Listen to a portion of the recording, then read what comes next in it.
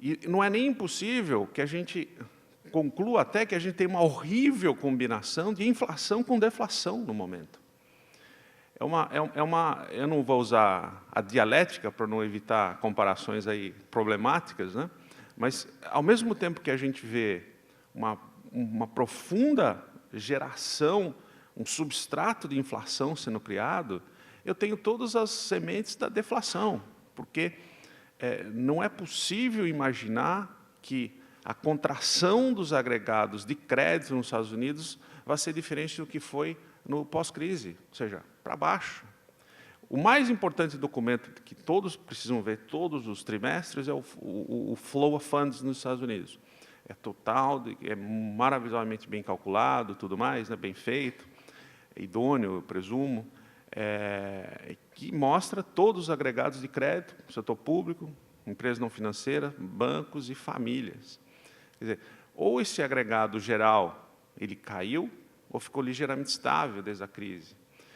Ou seja, há um processo de desalavancagem de crédito que não acabou. Se o Rogoff, lá no livro dele, do 800 anos de crise de história financeira, tiver razoavelmente certo, aliás, é uma obra magistral, ainda que não austríaca, documentando esse processo, a gente não deve imaginar que essa dinâmica de desalavancagem vai acabar no próximo trimestre ou nos próximos trimestres. Talvez a gente tenha a sorte que ela acabe nos próximos 10 anos. A unidade de conta no Japão não é trimestre. A unidade de conta no Japão já não é nem mais década.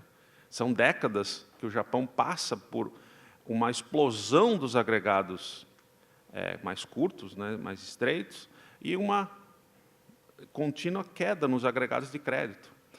Então, a gente, até por mudanças institucionais na economia, né, a forma como a gente entende crédito, né, imaginar que hoje a gente deve ter algo como 1000% do PIB em ativos financeiros rodando no mundo, né?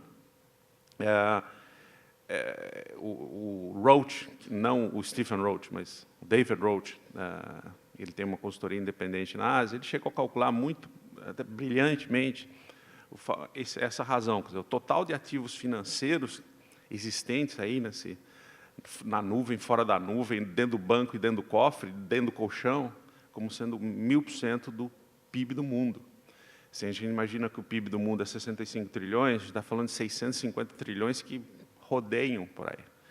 Esses são números tão malucos comparado às bases monetárias, os M1, os M2, M3, que, no fundo, essa distinção, a ideia do fósforo, ela, para mim, é importante, só que, sinceramente, eu não me preocupo muito. Eu não vejo esse fósforo sendo acendido nesse momento.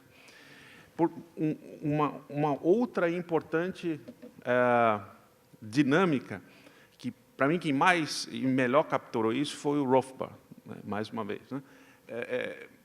Ele entende deflação como um processo de purgação dos small investments.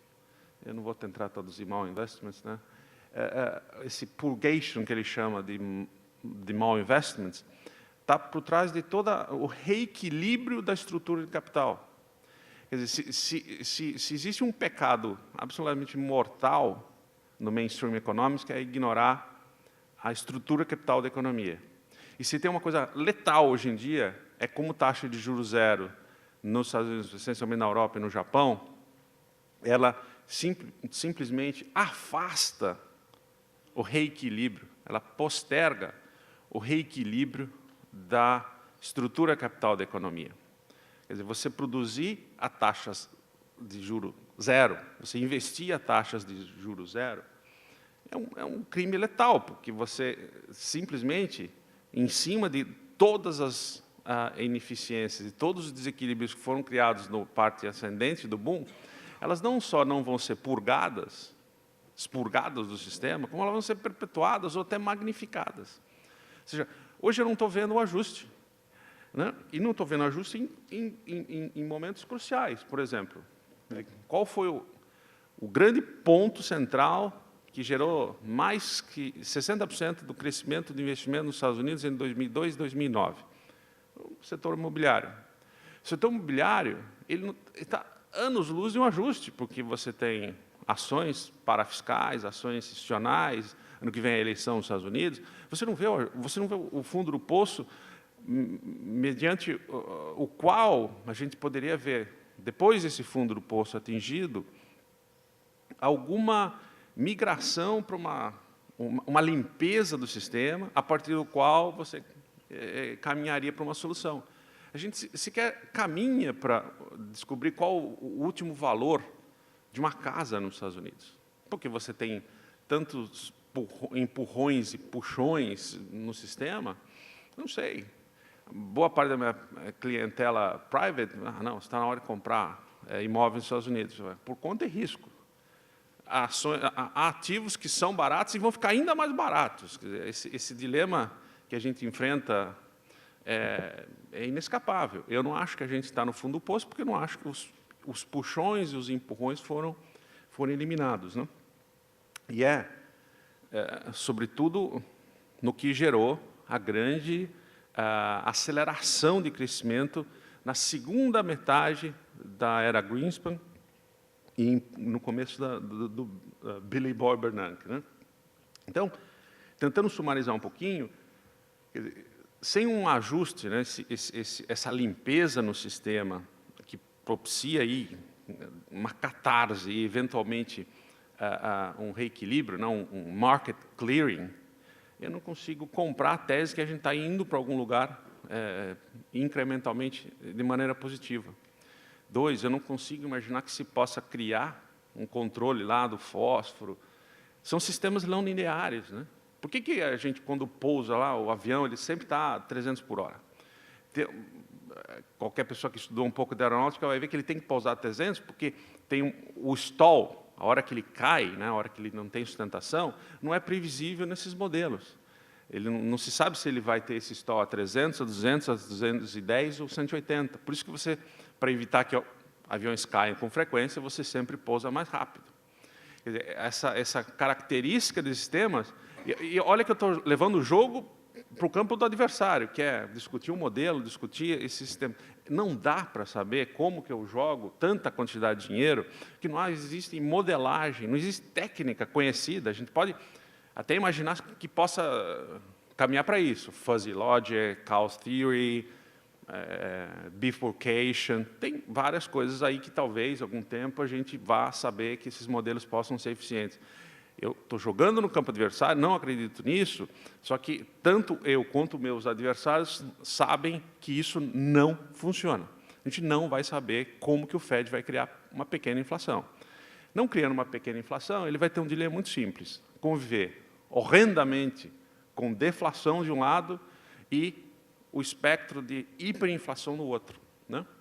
O Japão é isso. O Japão é exatamente a conclusão toda disso que a gente falou. Agregados monetários caminhando sempre no sentido de empurrar a economia, os agregados de crédito, o preço de um imóvel hoje em Tóquio é simplesmente 90% abaixo do que foi no pico da bolha, e a dinâmica clássica de empurrar a economia não funcionou, né? Poderia ter funcionado se, ao invés de a posição vendida em ienes do Bank of Japan, em vez de ter sido 18 quadrilhões de ienes, ter sido um número científico, um mol ou alguma coisa inimaginável maior. Só que, seguramente, esse número descabidamente grande não ia gerar 1% de inflação. Então, a única coisa que a gente pode imaginar é simplesmente aquela mais prosaica possível. Se você não sabe fazer alguma coisa, não faça, né? 2, eu acho que existe claramente nos outros membros do Fed a ideia, ou essa ideia, ou a ideia que quando você está dando ré no carro, você vai devagarzinho porque você não está vendo muito bem. Não está vendo muito bem, significa que você vai desacelerar no próximo quantitative easing a velocidade de expansão do Fed. Na verdade, como o Mises nos ensinou, você tem que acelerar um credit boom. Não adianta desacelerar. Então, acho que a gente tem muito pouco tempo para que essa dinâmica ela mude crucialmente. Eu não vejo, pelo menos nos próximos 2 anos, essa ignição da inflação, porque eu não vejo a aposta clear-cut que vai que uma sociedade aberta como a americana, com legitimidade dos resultados, etc., possa optar por uma aventura. A gente já está numa grande aventura. O maior experiente monetário da história está sendo feito. Quer dizer, duplicar ou triplicar a aposta nisso, eu acho muito difícil.